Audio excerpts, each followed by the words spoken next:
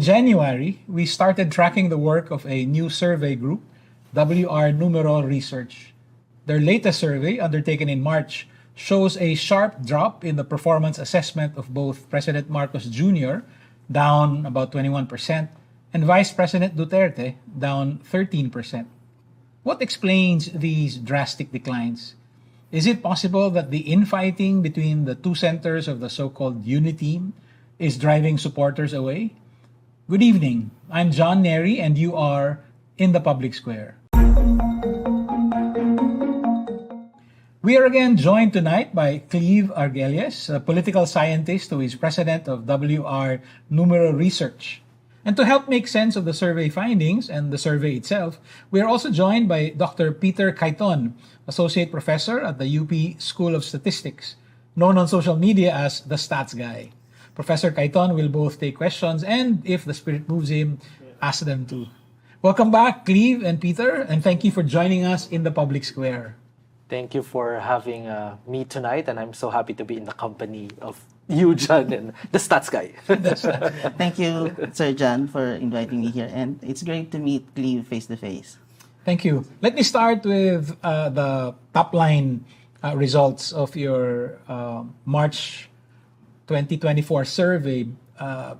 President Marcos Jr. is now at 45%, down from 66%. While Sara Duterte, the Vice President, is now around 60, still a majority, down from 73%. What could explain these drops? Yes, as you've mentioned, John, there is a drop in their performance assessment. Mm-hmm. I think the last survey that we did was in November to December. Mm-hmm. So it's the last quarter of last year, and I think a lot has happened since that time and until this particular survey, which was conducted on March 2024. In particular, we are seeing developing tensions between the president and the vice president, their allies, and their families.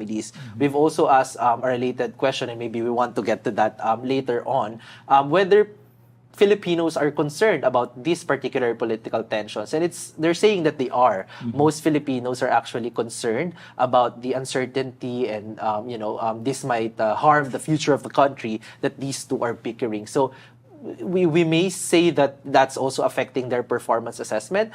We've also asked questions about their assessment of what the government is not prioritizing in terms of the timely issues that they want the government to address. And I think what it's also saying is that there are issues that they think that the both leaders are not really paying attention to, but they should. Like, for example, the rising prices, the problems in jobs and other livelihood opportunities. So I think it's a combination of your traditional expectations from your the two top executives, but also aggravated by the fact that there's infighting between the two. Peter, performance assessment is one thing, trust rating is another, approval, perhaps that would be another, satisfaction, that would be another measure. What are we looking at when we measure performance assessment or measure public opinion about performance assessment? So take note of this, that these are public assessments. So it depends largely on the perception of the greater population in terms of how our politicians, our leaders have performed. So you've said there's performance, there's approval, and also there's trust. So depending on the question, people may have answered differently because trust is in a different realm of performance, or at least the perception of performance, and approval does not necessarily weigh in terms of how they perform very well or performed well. So I think in the WR Numero survey, the way that they ask performance is based on the perception of the people that they are surveying. Have they done well, very well, or technically the term is mahusay, lubos na mahusay, or hindi mahusay, which is, I think, a different way of asking performance. So how does this end up in terms of the viability of the person, in terms of their perceived legitimacy from the people? That's going to be different things depending on what kind of question. So these things are going to be affecting how people look at our politicians din talaga. Cleve, why focus on performance assessment? Do you have a trust measure as well, or do you have a satisfaction measure? Or? We do ask questions about trust or tiwala. We also ask them to rate the honesty or katapatan, and Okay. whether they find these two leaders as trustworthy, katiwa-tiwala, for example. Okay. And in our previous surveys, what we're finding is that these kinds of questions on trust, trustworthiness, and honesty do not really necessarily move that much. It's not too dynamic as compared to the performance assessment. And our interest really is two things. One is that we want to introduce new measures of public opinion, and we very well we know that other our colleagues in other polling organizations, they've already established measuring trust, satisfaction, approval. So we want to contribute another metric, and that's the performance assessment. Another thing is that the way that we phrase the question is that we want Filipinos to assess, for example, Bongbong Marcos in terms of his performance as a president, and the vice president, Sara Duterte, as a vice president. So we really want to zero in on how do you think they're doing their job in terms of being presidents and vice presidents, respectively. But what's interesting here is that I think, and this is why studying politics is more fun in the Philippines, is that we have very diverse notions of what it means to be a president. Like, people have different expectations of what are the functions of a president, but most especially the vice president, because it's really unclear what the functions are of the vice president and what kind of performance Maybe even to is, the vice president herself. what kind of performance is expected of the vice president. And this is a different investigation, but we also want to pursue that kind of inquiry, for example. I have a question for both of you now. So it's possible from global experience with surveys to have a high trust rating but low performance measures, or vice versa? And what does that tell us? So generally, if there is like high trust, low performance, then there's really this difference in terms of what people experience in terms of the policies versus, well, I trust the guy, I voted for that person, or what have you, but the performance may be lacking. Kasi there is this possibility that, I trust him, but he might have not performed very well. I trust him or her not have performed very well. So there are these things. There's a possibility of clash, though it needs to be also very clear that sometimes in the Philippines, we need to really clearly define what trust is and what performance is, because sometimes it is a possibility that the population may misconstrue one or the other. There is that small possibility, because in the end, somehow linking the two is not unheard of.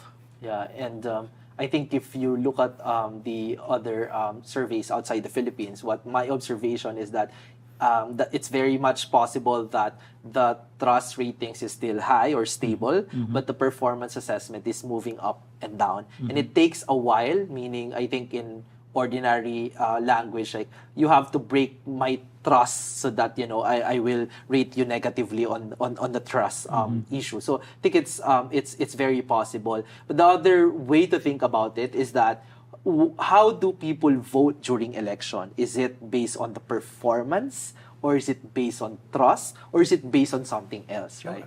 What is the answer? I think the people would like to know. Especially for the president, it may not be as relevant, because the president cannot run for re-election. But for the vice presidency, it's a very important the trusting. question. This is also another motivation why we've introduced this, because we want to check what would track, but this requires deeper investigation. What would track or what would align well with voting preferences? Is it assessment on trust? Is it assessment on approval? Is it assessment on performance? Maybe one unique thing that is with trust versus performance is because performance requires that the person is currently in power, currently in government, currently in administration. Trust does not necessarily need to be in that, so you could bring in other persons, so maybe former candidates, or so that's the trust one is more generalizable to who you could place as choices, but again, it's going to be very different in terms of how people would perceive the question of trust versus the question of performance. I have more questions about assessing the popularity or the ratings of the president and the vice president. But I want to jump ahead because I'm interested in this question of trust, no, and performance. So, for instance, Senator Grace Poe is polling very well as a potential candidate for vice president, but she is not as much in the news as, for instance, Senator Risa Ontiveros, who's been, pursuing the Kibuloy case, and yet Risa's not doing as well as Grace. Is that like residual goodwill or trust working in favor of Senator Grace? Yeah, I think also because when we consider, for example, that Senator Poe as a run in the past for these positions as well for the presidency, so that means that she might have earned goodwill or enough trust among people, and if she hasn't done anything about her performance lately that would make them think that she's broken my trust or something like that, then she's still she's still benefiting from that. I think that it's perfectly reasonable as an expectation that among potential candidates, all of them, I trust them, but I have a different assessment in terms of their performance, right? And that may be the voting consideration then. And I think what's also interesting in Philippine politics is that sometimes Filipinos do recognize that the figure, the leader that they trust the most isn't necessarily performing as well as they could, right? For example, if we go back to the time of President Duterte, who enjoyed strong approval, strong trust ratings. But if you look at the assessment of the Philippine public on different issues, aside from the usual like crimes and illegal drugs, they're quite aware that he is underperforming, right? So that means that Filipinos in general, broadly speaking, can distinguish between whether the person is someone that they trust, but also whether that person is performing as expected. Another question I have regarding trust and its weight, coming from your latest survey, I'll ask Peter to take first crack at this.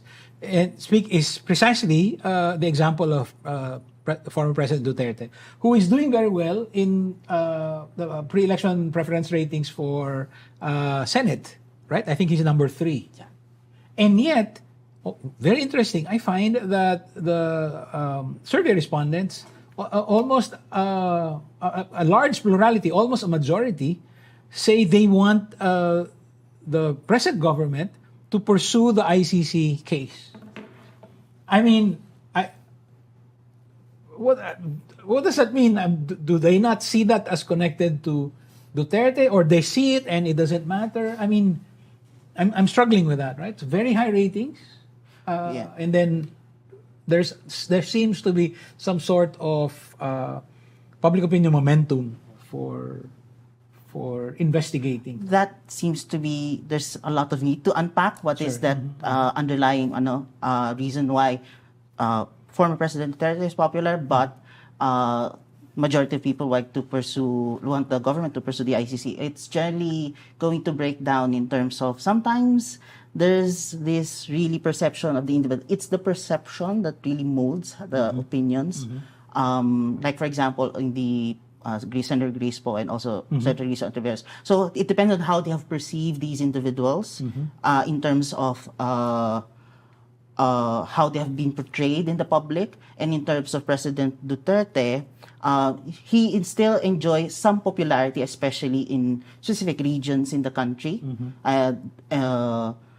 So in that sense, maybe the majority may be located in one area that says the ICC case may be pursued, but Duterte's popularity is being supported in another area. So I think if we peel through in terms of like looking at the distribution of different areas in terms of those issues and also those preferences, we might see some those differences evident in the data. Cleve, you've peeled this orange. Yes. And actually, what do you see? what I find the most interesting in our latest in our latest survey, because aside from the fact that a majority would want the they view the ICC investigation positively, they want President Marcos Jr. to cooperate with the ICC. That's a separate question, and there's also a majority support for that. But what's interesting is that the majority doesn't want the Philippines to rejoin the ICC. Yeah. So then it becomes, I did find that interesting. what could explain this, right? And then if we relate it to the previous popularity of President Duterte, that there's a lot to unpack there, as Peter said. And one of my hypotheses has something to do with it's probably a messenger issue in the past. Maybe Filipinos are seeing the ICC as impartial, international, foreign, therefore not dilawan, not your standard opposition, and maybe that's because that may be the reason why it enjoys majority support, especially when we tie it back to previous survey findings as well, that despite the popularity of the war on drugs and Duterte, Filipinos are also worried of becoming victims of the war on drugs, right? They fear that personally, and then they know that some innocent people not some innocent people, that innocent people have been killed as part of the war on drugs. So I think in general, I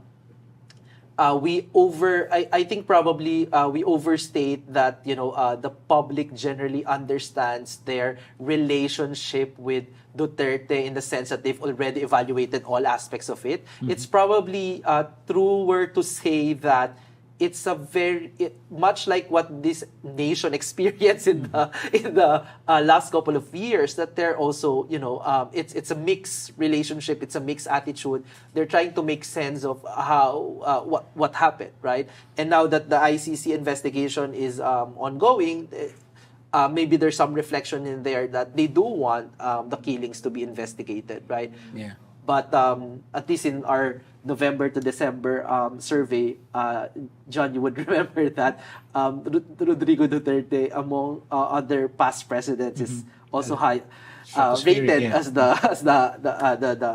top rated, right? So yeah, it's a very complex relationship among Filipinos, I guess. Yeah. Let's go back to the first measure, performance assessment. So tinanong niyo yung survey respondent, no? At tapos ang mga sagot, lubos na mahusay, lubos na mahusay, hindi sigurado, and so on. If I were in the president's shoes, correct me if I'm wrong, but I would be more worried about the results for yung mahusay lang, no? Kasi yung 45% niya, the current, is mahusay at lubos na mahusay. Pero yung mahusay niya in December, the fourth quarter survey, was 52.6%. By itself, was an outright majority. And now it's down to 37.6%. Am I right in reading this as like sending warning signals to the president? Or is there something else? Maybe like the rise in hindi sigurado? I think it's from 17% or 16 to 70 to 27, something like that. Which component of the performance assessment measure should the president be really zeroing in?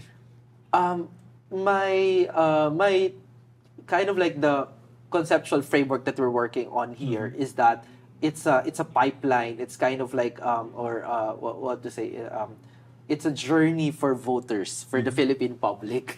So if they start, for example, as a voter saying that they find the president's performance to be lubos na mahusay, our assumption is that this is a really strong, solid supporter of the president, right? And then if the next quarter they move on and say it's mahusay, then that's something to be worried on, because aside from just looking at your majority support, you also have to monitor your strong supporters, your solid supporters. And in fact, in political science, there's a theoretical expectation that sometimes your solid supporters, if that's really strong, they definitely attract soft supporters. Right? So if the decreasing number of strong supporters, that means that they attract less and less supporters as well.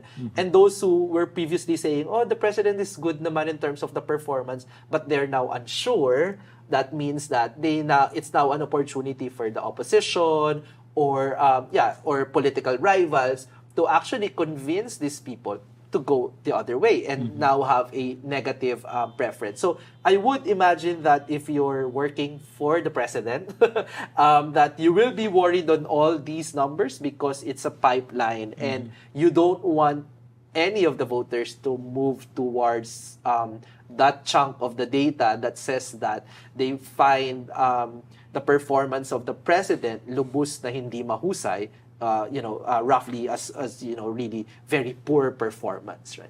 Peter, in your experience, is there any single component of these measures that you zero in, you keep track of? So I would like to relate this to also the context of the questions that were asked in the WR Numero survey. And merong yung mga top issues na dapat i-address. And I think one of them is prices. And if you think about it, I moved to the idea of what do people perceive. And in this idea, if there's a pressing issue and it's still persistent in the perception of people, it would reflect later on the performance rating of the administration. Because one of the things that the administration has to do is also to at least make cost of living easier or cheaper. And prices are still relatively in a high region. It's still in a state of what we would call inflation misery, where it's still higher than what is being targeted. So in that aspect, as long as there are still issues being perceived as not addressed, then there is still going to be this decay, I think, especially in those that are soft supporters, because they might have voted because of certain perception of how he would do once he's elected. But if he's not if he's not relaying those policies to the experiences of the people, then the president or any administration would be perceived negatively. So that's how I see it. And also in relation to also Sara Duterte in terms of education, I think sometimes in terms of the performance rating, it will also be padded together. Her role as vice president, also her role as a secretary of education. So how do we perceive education now? And that's going to be looking at the state of how people would be also assessing Sara Duterte's role in leadership. So that's how I see it. I look first at how do people perceive, and these issues like prices, as they are persistent in the minds, it will affect the assessment of performance of the administration. Speaking of support, I do remember that in your first survey last December, you asked specific questions about support, different from how do you assess the performance, right? Now it's behind a modest paywall. I understand. But can you bring in the findings on support for the president into the discussion? Is there a variance with the performance assessment? Or do the president's support basis hold? One of the interesting things that we've seen in this March 2024 survey is that in terms of self-identification in whether they support the administration, whether they oppose or independent or unsure, the movement isn't really much in the opposition. So I think more or less the same numbers self-identify as we're opposition. Okay. But there's lesser number of people saying that they're administration supporters, and they've moved on to unsure. Okay. So I think this is interesting in the sense that it's quite you losing people specifically identifying as administration supporters. I think that's something that's an important movement. However, we are not sure whether that movement is really about the performance assessment. It could be because the supporters of Vice President Sara Duterte, who used to identify themselves as administration, Exactly. maybe are now saying that, they're unsure, right? There is, this is going to be one of the questions I also have, because like, how do you define opposition in the current political climate when even those that have been known as administration in terms of the UniTeam are now somehow in a, how I say this in terms of being safe. There's some there's some disagreements, I would say, what's happening with it. So the identity of being opposition is now muddy, I think. So, but is that self-description? Yes, it is. It is. So it's really up to the respondent. Yeah. So yeah, that is a good question, right? I mean, if I were a supporter of Sara, do I count myself as an admin supporter if I, see them hitting the Dutertes? Or do I say, hindi ako sigurado, or opposition now? Yeah. That would be a good follow-up. A less muddy version would be to ask them whether they're we do this for local surveys, provincial, city level, but we're not sure yet whether it's a good thing to mainstream that idea that you can identify yourself in a national survey as Maka Marcos, Maka Duterte. It might reinforce. It's a problem in our political system, it might reinforce even that kind of like self-identification with these families, right? So we've settled with this, but as Peter and John observed, it's really up to the voters and the respondents, rather the survey respondents, and the challenge with that is that it will really also depend on their assessment on who is administration and who is opposition. The only prompt that we give is that we say that in the Philippines, some Filipinos identify themselves as supporter of the administration, and some identify as opposition to that administration. How do you identify yourself? But this is a new thing, right? I mean, this level of questioning, of asking the respondents to self-describe themselves, right? I'm hoping that we can have more of that. That would be interesting. We've even added another element which makes it more challenging, which is the self-identified ideology. And I also have a question about that, because if we ask what do they mean by being centrist in terms of the other metrics outside the Philippines, our typical central ideology, I think, or that central tendency ideology, that mean ideology or average ideology, would be perceived as more conservative in other countries in the typical realm. So when people say centrist, I am slightly wondering how centered do they really mean themselves? Because if we look at issues like divorce and same-sex marriage and all other things, the typical perception or the typical opinion of the Filipino would be more conservative in these realms. Thank you for bringing that up. Bringing that up. That is in fact an innovation also. But would someone describing himself or herself as centrist be merely a Filipino saying, I don't want to take sides? How do we understand it?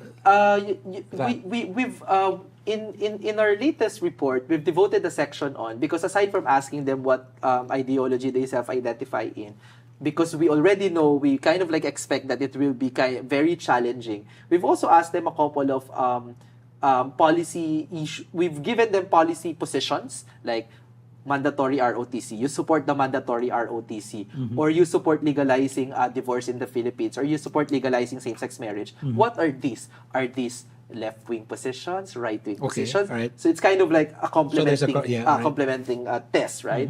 And what we've found out, at least so far, is that it's not really an important distinguishing element for the Filipino public, meaning that they don't. What you would expect as standard left-wing policy issues, for example, free tuition, legalizing divorce, legalizing same-sex marriage, only a third, around 30% would be able to identify that these are left-wing policy positions. And some would even, say this is a right-wing position. Mandatory ROTC, for example, they've identified it as a right-wing position, but that's around 30% as well. So for most Filipinos, it's not really a useful way to make sense of the political landscape, right? This ideological spectrum may not necessarily be helpful to them than to us.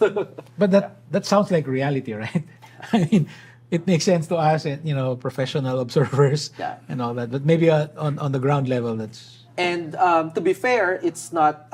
This is not because there's another study. So we got inspired by a study that was done in the UK, and the findings are similar. More and more, the UK public are also unable to distinguish effectively what is a right-wing and what is a left-wing policy position. So this may not be a unique Philippine problem. It may be that our political systems, political parties are becoming really less stable, less easy to identify, but further investigation. And we hope that we are challenging ourselves to release a full study on the self-identification in terms of ideology of Filipinos. So we can't wait to share that as well. There's one particular question which I was really struck by when I read the original question in Filipino. This was about the political tensions between the Duterte and the Marcos families. And the question was phrased this way: nangangamba ako sa hinaharap. I am worried for the future because of the infighting. Right? Why did you phrase it that way? And Peter, is that a loaded question?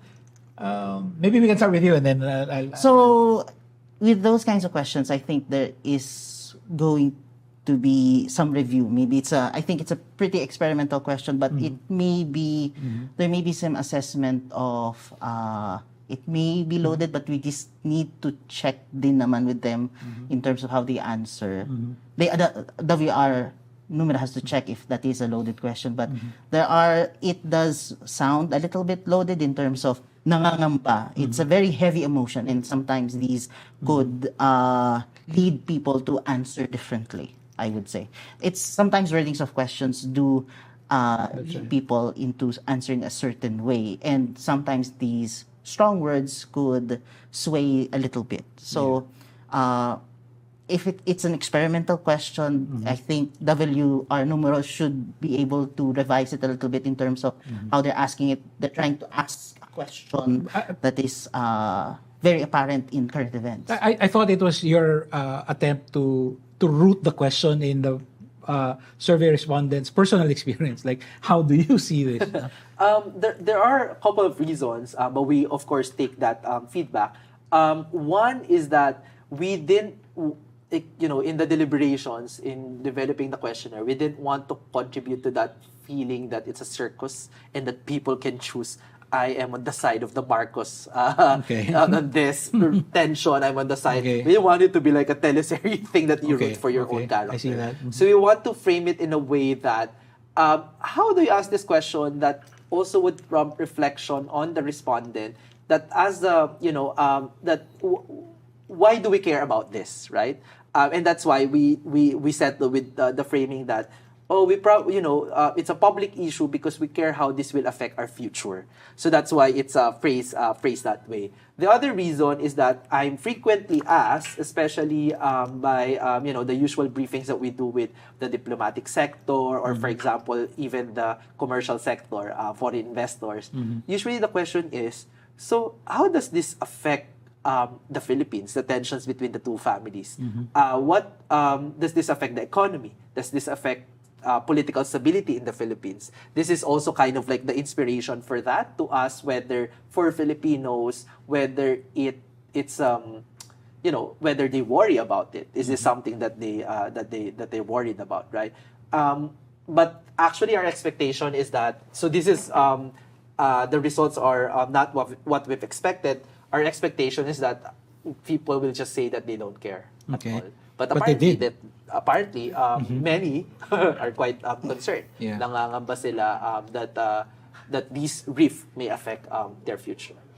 I don't know whether it's because it's happening so early in a term. I mean, there was an exchange of words between Noynoy Aquino and his vice president Binay, but towards the end, right, when Binay declared himself as the leader of the opposition and so on. This is relatively early, and maybe people are a little disoriented. I don't know. I don't know if that's how we should read it. And that this is their main campaign message: unity. Like unlike other tandems, they didn't really zero in on unity, right? So meaning, I think when they also respond to this question, that's part of the assessment, right? Oh, okay, these two really promise unity, right. and then there's a tension. So yeah. I think Peter wants to say something. In terms of the word nangangamba, I think you may have to use a little bit more safer words so that it wouldn't be too Emotive. emotive. Because nangangamba is like, oh my God, ano nangyayari sa mundo? But which So it could be maybe something like concern, parang gano'n. Yeah. The concern or nababahala, Nababahala. maybe a safer term Nababahala, than yeah.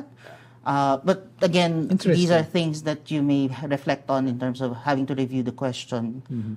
It is pretty heavy at the very least. But so thank you for that. But what I really like about your survey firm is that you're experimenting with these questions. And what I like so far in the first two surveys, and this is what I love about covering surveys, is that they actually show that the people are thinking. You would expect like pag ganito di dapat ganito, and then medyo iba, no? Meaning to say they make distinctions. A long time ago, going back to, let's say, Gloria Arroyo, she was like the favored candidate for vice president, but not yet for president. May ganong klaseng that also happened with Grace po. Yeah. People thought she'd make a good vice president, but maybe not for president. And I was like, she's popular.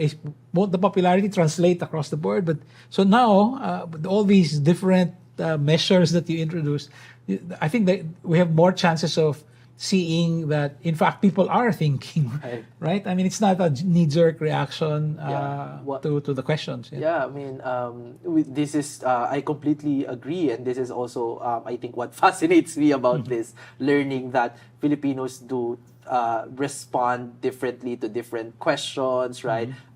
For example, in the international issues, we have some results about whether they think that the Philippines should just focus on domestic issues rather than international issues, and they said yes, focus on domestic issues. They also said that the Philippines should just focus on Philippine interests rather than compromising with other interests when deciding on what is the national interest. But a good number of Filipinos, I think around 70% even, said that our solving domestic issues requires international cooperation. So I'm like, okay, they're kind of like inward, but also demands that other countries contribute to solving our problems. So that's also something that and to add more nuance to this, no, and maybe we can end on this note. We're running a little long already. I mean, I still have so many questions, but I have to be mindful of the time. Is you asked a question about, do you know these heads of government? I thought that was very interesting, and unfortunately, it reinforces the notion that most people in the Philippines are parochial. We don't really know. I mean, you would expect would a majority of Filipinos know Biden at least or Xi Jinping? No, I mean there's I think a large plurality for both. Yeah, for both. And then there's also a plurality for Putin. Yeah, but Putin. everyone else, like not even our neighbors. Not even our neighbors. The outgoing Prime Minister of Singapore, majority Filipinos, no idea. So I thought, well, first of all, that was very interesting. And now that you talk about that, they focus on domestic issues, pursue domestic interests, but work with international partners.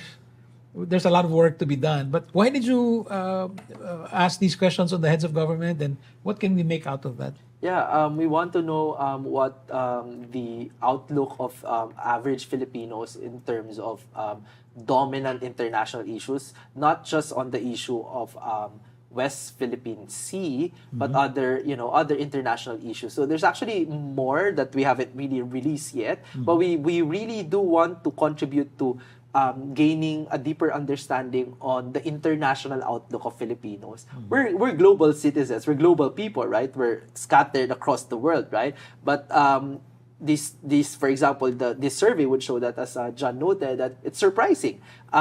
Either people do not really know, they don't care, they don't have information, or all of the above, right, about these particular world leaders. Because we've asked about major world leaders. Another interesting finding to note is that their assessment of world leaders and countries also kind of like translate to their assessment of ordinary citizens from those foreign countries. Because we've also asked, what do you think of ordinary citizens from China, from Russia, from the United States, from these countries, right?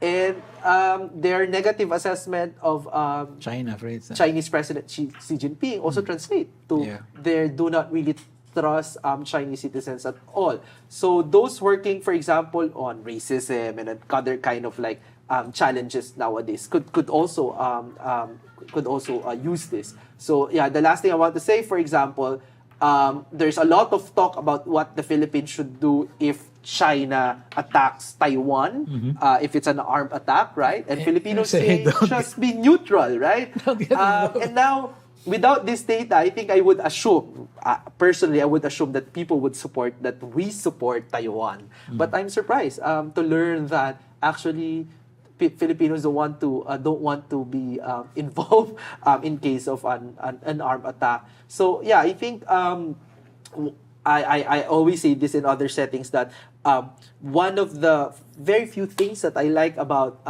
President Marcos Jr. is that he occupies a prominent role in the global stage. And I think that should also reflect on how we study public opinion of Filipinos, not to see them as only domestic actors. We are a big country, so we also have to see them as international actors and see what they think about international issues. A middle power. Yeah. So for me, in terms of, like, for example, talking to different people as I interact with my day, Filipinos know a lot. Let's be clear with that. It's how they absorb the information and how they are able to see the information, how it relates to their everyday life. For example, ba't mahal ang mga bilihin? May krisis sa Ukraine, tapos nagkaroon ng mga problema sa daloy ng mga goods and services. So, sa mga ganong pagkakataon, in those instances, Filipinos are pretty much informed because of also the information that they get from the different media that they access. So in this case, I think, and also how they also interact with, especially the Philippines, is also accepting foreigners into our country, and there's going to be experiences. And if you ask like the typical Grab driver, kumusta yung mga nakikilala mo mga ganitong mga ganitong mamamayan mula sa ibang bansa, and they would have their opinions because they are also experiencing these. And also in sa perception natin sa balita in terms of really the news, the media, and the people's experiences are molding these ideas about other countries and other leaders because of the information accessible to them and how they have perceived their experiences with these, because Filipinos are also global citizens. Di ba? Sabi nga ni ni Clive ay marami sa mga Pilipino may mga pamilyang FW. So they already have that kind of and many Filipinos work in front-end industries, like for example tourism, and they experience they are able to experience interacting with people from other countries as well. So the Filipino is informed, but they need to be still more informed, especially in giving more context to what's happening in their daily life, especially with regards to prices, with regards to other matters, especially now that ang init recently na mga araw. So it also really functions in that aspect to be informed and also to have more information. And Filipinos are very much worried about climate change according to the survey. It's a very important issue for them. Even more, because of the heat wave. But I think that the your findings on international outlook, for instance, actually supports that. No, I mean, yes, I talked about the majority, but there are sizable pluralities, no, of people who of Filipinos who knew about this.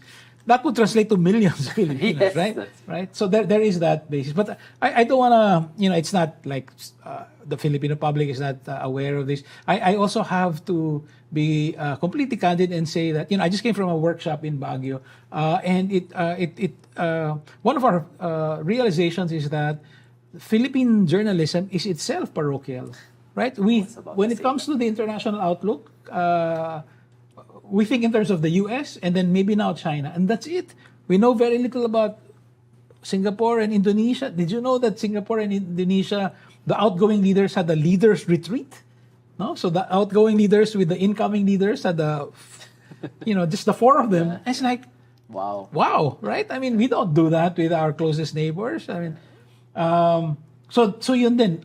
Pagkukulang din yun sa tingin ko, no, ng profession namin. No? We need to do more international reporting. I was about to say the same thing, that it's also how media would report on global issues, right? If it's only framed always as this affects the Filipinos and not other world issues, but also education, right?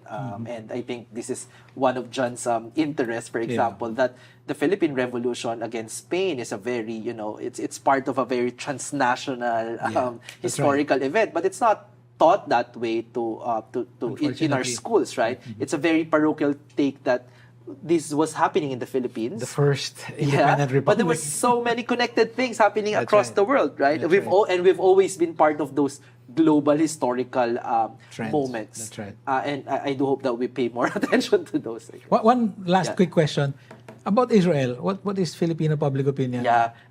We haven't asked this question yet.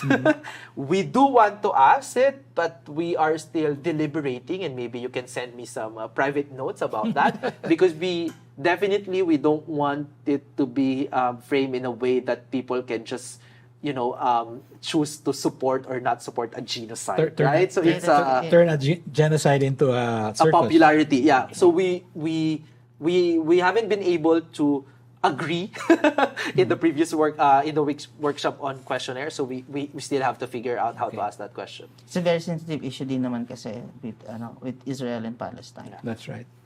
Well, thank you, Cleve Argelius, President of WR Numero Research, and Professor Peter Caiton, the stats guy, for the necessary number crunching and for explaining the meaning behind the numbers. Many thanks. Thank you, John. Thank you, John.